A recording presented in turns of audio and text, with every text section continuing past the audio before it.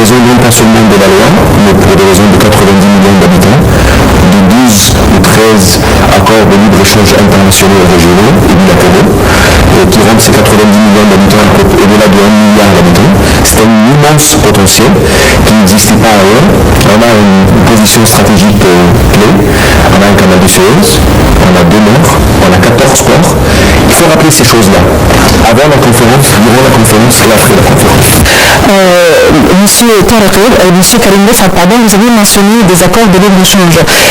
Il y a quelques jours, le chef de l'État a signé, je crois, un accord selon lequel les taxes des douanes seront réduites à 10% sur les voitures européennes. Est-ce que c'est ça? On a bien compris. Mais ça fait partie de notre engagement dans le cadre de nos engagements régionaux internationaux. Nous avons des engagements au sein de l'OMC, l'Organisation mondiale du commerce, mais aussi des engagements dans le cadre de l'accord de partenariat bilatéral avec l'Union européenne. Et cet engagement-là prévoit la réduction progressive des douanes sur les véhicules et les voitures. Je pense, si j'ai les chiffres clairs et corrects, d'ici 2017 ou 2018, je ne m'en rappelle pas, il faut arriver à réseau. Alors il faut respecter nos accords, nos obligations, d'une part, mais il faut aussi penser comment apporter de l'appui, de l'aide, de la formation, de l'accompagnement de l'industrie automobile égyptienne. Et je suis conscient qu'il y a beaucoup de dialogue sur ce sujet entre les industriels pertinents et le ministère du Commerce et de l'Industrie, aussi bien que le ministère des Finances. Vous êtes un membre du Conseil d'affaires égypto-français.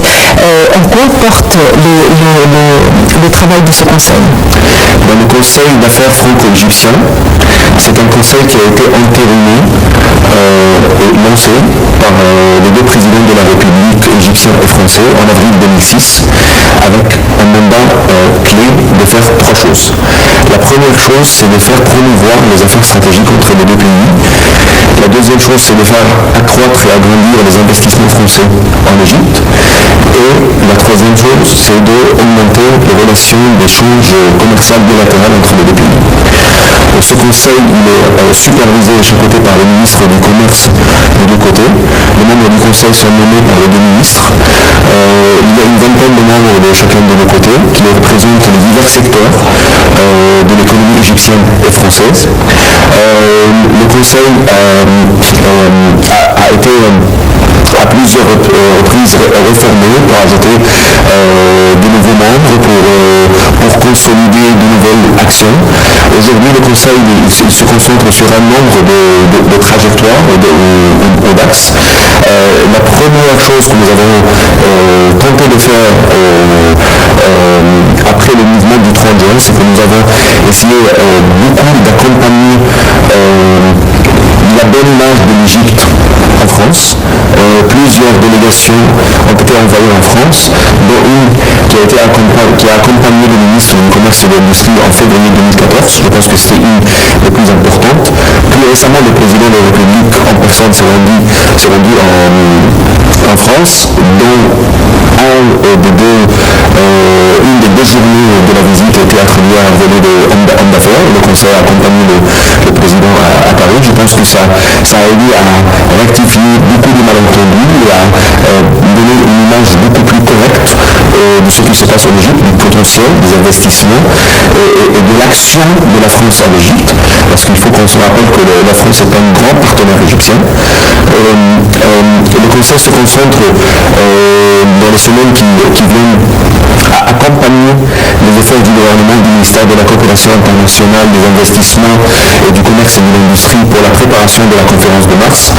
Nous sommes en train d'essayer de monter une visite éclair en France à la fin du mois, en espérant d'être accompagné par au moins 1 ou 2 ministres égyptiens pour organiser une table ronde sur le thème investir en Égypte avec les partenaires et les opérateurs français pour leur expliquer ce qui se passe pour la préparation de la conférence, les axes, les secteurs, la régulation qui est en train de se faire et pour encourager davantage d'hommes d'affaires et de grands opérateurs français à venir en Égypte, nous écouter, à nous faire part de leurs attentes aussi, comme j'ai dit, durant la conférence de mars. Pensez-vous que nous sommes prêts pour une telle conférence? Je pense que si on va s'attendre à ce que la conférence, comme je dis, soit la fin du chemin, il n'y a aucun pays qui ne sera jamais prêt, parce que la régulation, elle n'arrête pas d'évoluer, elle n'arrête pas de changer, les tendances internationales et régionales n'arrêtent pas de changer, la concurrence internationale n'arrête pas de changer. Mais si on vit cette conférence comme un événement clé pour redire l'histoire de l'Égypte, pour redire ce qui s'est passé sur le plan de la régulation, des réformes et sur le plan pour promouvoir les actions du gouvernement, pour expliquer les bonnes histoires aux bons partenaires, comme un début d'un processus et non pas la fin d'un processus, je pense qu'ils sont prêts et nous serons davantage prêts d'ici 2 semaines, 3 semaines. Je pense qu'il y a un élan exceptionnel qui s'est lancé, qu'il ne faut pas retourner en arrière, il ne faut pas avoir peur de parler aux investisseurs en toute franchise, en toute honnêteté, en leur disant que voilà ce que nous avons pu réaliser, voilà ce que nous essaierons de réaliser avant la conférence et voilà ce que nous ne manquerons pas et nous engagerons à finir, même si ce soit après la conférence. Il faut se rappeler que la tâche, le rôle du gouvernement et le mandat du gouvernement, ce n'est pas un mandat facile. On revient de loin, on revient je pense au-delà de 10 milliards d'investissements directs étrangers à un moment, on revient à 4 ou 5, on revient d'un taux de croissance qui heurtait à peu près les 5 ou 6%, et un taux de croissance qui s'élève aujourd'hui à peu près 3%, je pense qu'on vise 3,8% pour l'année prochaine.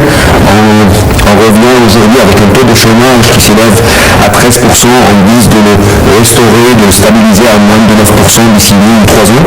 Je pense qu'il y a un grand et énorme travail à faire. Je suis conscient que le gouvernement et l'économie il a commencé, c'est pas facile. Il n'y a rien de plus facile à faire à des gens qui sont dans le secteur privé comme moi de critiquer le gouvernement, mais moi je pense autrement. Je pense qu'il y a un rôle clé au secteur privé à jouer, à accompagner les efforts du gouvernement.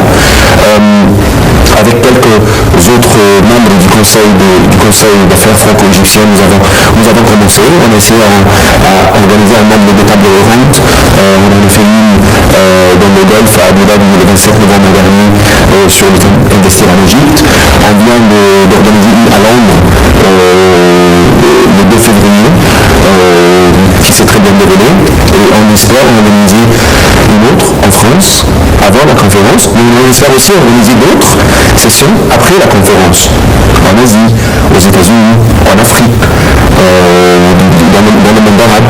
Je pense qu'on ne va pas arrêter, c'est un processus qui continue, qu'il ne faut pas s'arrêter.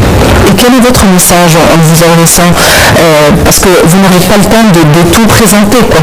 Quel est votre message en vous adressant aux différents pays que vous avez visités? Quel était votre message? Je vais vous dire le message clé, parce que je pense qu'il y a un vrai travail de com et de positionnement et de promotion à faire. Quand on se présente, on se positionne devant des investisseurs clés. On leur dit il y a 2 histoires que vous pouvez suivre en Égypte et c'est votre choix. Vous pouvez choisir de suivre l'histoire d'une voiture que brûle ou d'une manif autour d'une université ou d'un attentat dans le Sinaï. Il y a aussi l'histoire de l'IKEA qui a ouvert sa plus grande plateforme de distribution en Afrique.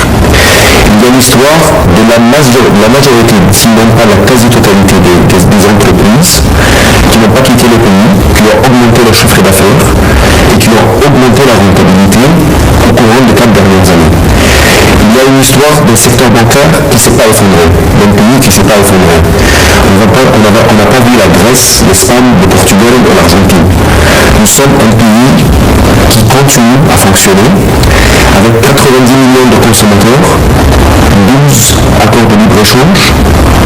Il y a un immense potentiel.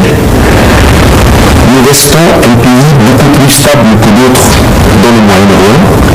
Je pense que c'est le moment d'investir, de miser sur l'Égypte, si je peux dire, c'est mon message. Je suis homme d'affaires. Je n'arrête pas de rencontrer des problèmes, comme dans tout autre pays, mais on n'arrête pas de résoudre les problèmes aussi. Nous avons un pays qui est fort, qui est toujours debout, et je pense que le message clé à lancer vers les investisseurs avant la conférence, durant la conférence et après la conférence. Et quelle était la réaction de votre audience?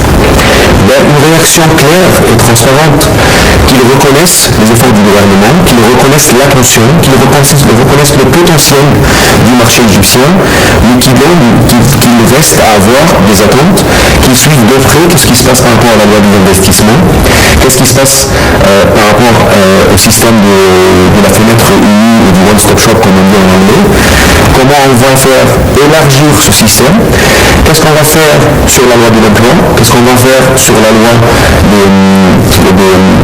de l'attribution des territoires, des licences industrielles. On a du travail à faire, ils sont conscients, mais ça ne les empêche pas de montrer un intérêt et de montrer une volonté de suivre. Aujourd'hui, le nombre des entreprises qui ont quitté le pays depuis les événements du 25 janvier 2011, c'est un nombre qui est très réduit à comparer au nombre des entreprises qui ont décidé de continuer à rester dans le pays, ou à comparer, et c'est plus important, au nombre des entreprises, que ce soit grandes, petites ou moyennes, qui ont décidé de venir au pays, même durant les événements, comme un exemple comme hier. Nous avons juste 2 minutes. Quels sont les domaines d'investissement français en Égypte? Partout. Il faut rappeler que c'est un des majeurs partenaires de l'Égypte, que ce soit dans le secteur banquier, dans le domaine de la grande distribution, dans le domaine de l'énergie renouvelable, des stations d'épuration d'eau, du métro, du transport, de l'infrastructure. La France est un partenaire clé à l'Égypte, ça a toujours été un partenaire clé à l'Égypte et ça ne va pas arrêter d'être un partenaire clé à l'Égypte. Je pense que la France est partout et nous sommes conscients et contents que la France soit partout en Égypte et je pense qu'elle sera davantage présente en Égypte dans les mois et les années à venir. Monsieur Karim Refat, vous êtes membre du Conseil d'affaires égypto-français. C'était un plaisir de vous avoir aujourd'hui et merci pour les éclaircissements. Bonne chance évidemment pour les voyages que vous envisagez de faire et j'espère que votre message clé sera bien reçu. Merci beaucoup madame. Eh bien, aujourd'hui, nous avons jeté la lumière sur la nouvelle loi envisagée, le volume de la nouvelle loi sur le travail et qui régit la relation entre l'employé et l'employeur, une loi qui n'a pas encore été ratifiée, mais une loi conçue. Et aussi, nous avons jeté la lumière sur les probabilités d'investissement, sur les conditions du marché et sur les efforts faits par notre invité, M. Karim Refat, ainsi que ses collègues en Égypte et à l'étranger pour faire la promotion de la conférence en Égypte sur l'investissement. Donc je vous rappelle qu'aujourd'hui nous avons reçu le conseiller Abdelhamid Belal, qui était l'ex-conseiller du ministre du Travail, et M. Karim Refat qui est membre du Conseil d'affaires égypto-français. Aussi je tiens à remercier ma collègue Bouda Ismail qui a suivi la préparation. Merci de nous avoir suivis. Bonne fin de soirée, bon week-end et à la prochaine.